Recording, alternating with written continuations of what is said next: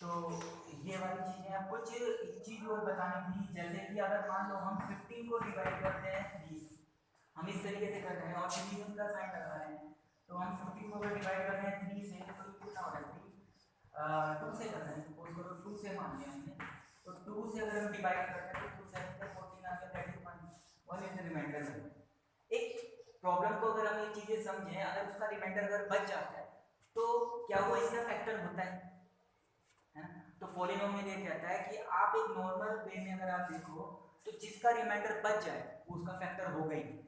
अगर एक polynomial term में हम इसको एक बार जज करें कि अभी तो नंबर से लिया है, अगर हम किसी के पॉलिनोमियल से अगर हम जज करना चाहें उसमें डिवीजन कर सकें तो हमें इस पे एक चीज मिलती है, अगर उसका रिमाइंडर 1 आ जाए तो वो उसका पॉलिनोमियल नहीं होगा।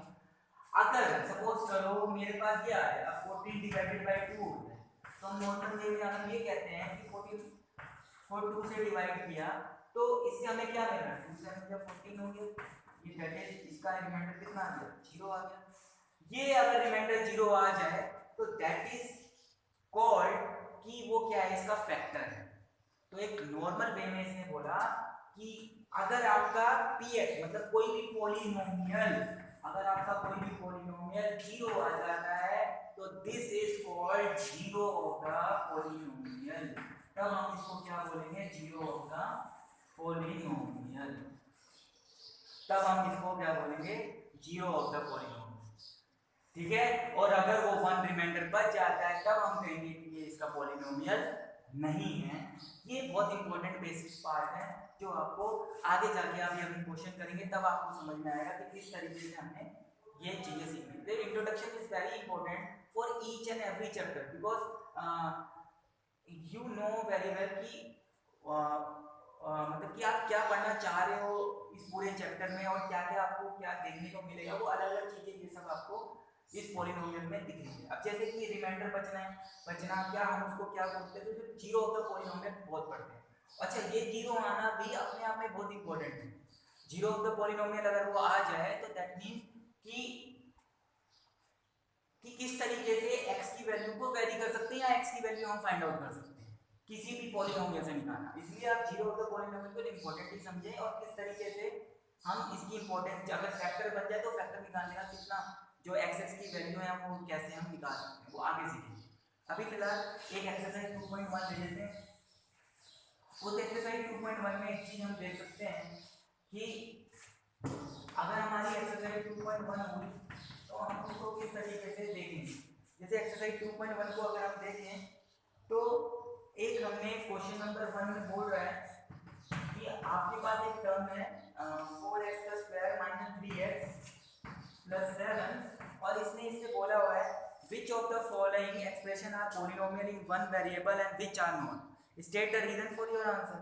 अगर हम इसके लिए आंसर देखें तो 4x² - 3x + 7 है, तो देखो सिंपल सी बात है, इसकी पावर कितनी है 2 है, तो हाईएस्ट पावर को अगर हम देखें तो दैट इज 2 है और ये जो 2 है वो क्या है, एक होल नंबर है। ठीक है, और अच्छा इस 2 को अगर पावर 2 है तो हम उसको क्या बोलते थे, हम उसको बोलते थे क्वाड्रेटिक। तो एक सिंपल सी बात है, हमें क्या क्या नजर आया कि जिसकी पावर 2 हो और वो होल नंबर भी हो, तो चाहे कैसे भी हो तो हम इसको ये बोलते हैं कि जो px अगर हम लेट करें तो ये वाला जो पॉलिनोमियल हुआ, ये वाला हमारा जो पॉलिनोमियल हुआ, ये पॉलिनोमियल हमारा कैसा हुआ, ये इसे इसे हम पॉलिनोमियल बोलेंगे और ये कैसा हुआ, ट्राइनोमियल बोलेंगे। तो ट्राइनोमियल है मतलब ट्राइनोमियल में एक मोनोमियल, दो मोनोमियल और तीन मोनोमियल, जब तीन मोनोमियल है तब उनको ट्राइनोमियल बोलते हैं। तो ट्राइनोमियल टर्म्स में ये हमारा पॉलिनोमियल होगा। इसी तरीके से एक क्वेश्चन इन लोगों ने दिया हुआ है कि 3√t और +3√2 दे रखा है, ठीक है ना। तो इसने बोला क्या कि ये पॉलिनोमियल है। मैंने एक सिंपल सी बात बोली थी आपको इससे पहले एग्जांपल में कि t की पावर 1/2 कर दें, t की पावर अगर हम 1/2 कर दें तो ये एक होल नंबर का वो काम करेगा ही नहीं, तो ये होल नंबर है ही नहीं, है ना, ये होल नंबर है ही नहीं। तो जब ये होल नंबर है ही नहीं तो इसका मतलब ये पॉलिनोमियल हो गई, तो it is not a polynomial. इस तरीके से ये वाला क्वेश्चन है। क्वेश्चन नंबर सेकंड में ये बोलता है right the coefficient of x का square in each of the following. अगर आप एक वैल्यू देखें दैट इज 2 + प्लस एक्स का square plus x.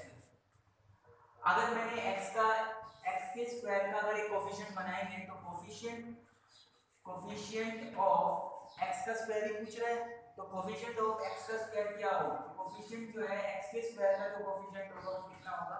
That is 1। तो x के स्क्वायर का जो कोफिशिएंट होगा वो कितना होगा? 1। तो इस तरीके से तो हम इसके कोफिशिएंट को निकाल सकते हैं। अगर इन केस वो पूछता है x का कोफिशिएंट क्या है तो हम बता देते हैं कि वो 1 है। तो कोफिशिएंट बहुत आसान होता है किसी की भी वैल्यू में से निकालना। नेक्स्ट आता है कि बाइनोमियल टर्म बनानी है जिसकी डिग्री 35 हो और मोनोमियल टर्म बनानी है ना। एक बाइनोमियल नंबर है डिग्री 35 है, मोनोमियल और डिग्री का मतलब होता है उसकी पावर से, मतलब कि अगर a की पावर 100 है तो उसके लिए बनाना है, ये मोनोमियल टर्म हो गई। बाइनोमियल टर्म बनाना है तो a की पावर 50 कर दो और b की पावर 50 कर दो। तो इस तरीके से क्वेश्चन बाइनोमियल के लिए बन गया और बहुत आसान क्वेश्चन है। Right the degree of each of the following term बोला हुआ है, हर एक टर्म की एक बाइनोमियल टर्म बनाना है। तो पॉलिनोमियल में डिग्री चेक करनी है। तो पहले वाला अगर दे रहा है 5x की पावर 3 4x की पावर 2 प्लस 7x है ना, तो क्या दिया हुआ है एक बार 5x की पावर 2 क्यूब 4x की पावर 2 प्लस 7 इस तरीके से दे दिया। तो हमें ये पता है कि इसकी हाईएस्ट डिग्री पूछी है, तो इसकी हाईएस्ट डिग्री कितनी होगी? 3।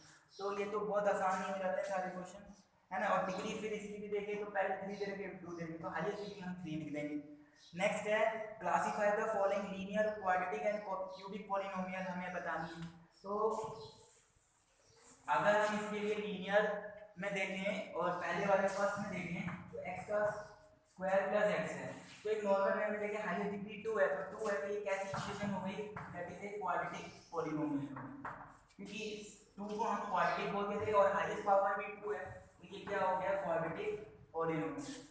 इसी तरीके से अगर एक छोटा सा देखें कि r की पावर 2 है तो ये भी एक हमारा क्या हो जाएगा? एक क्वाड्रेटिक पॉलिनोमियल हो जाएगा। हाईएस्ट पावर कितना है? 2 है। और अगर मान लो हमारे पास 3t दे दिया तो t अगर इसकी पावर 1 है तो ये लीनियर हो जाएगा। तो ये कैसी होगी? पॉलिनोमियल, एक लीनियर पॉलिनोमियल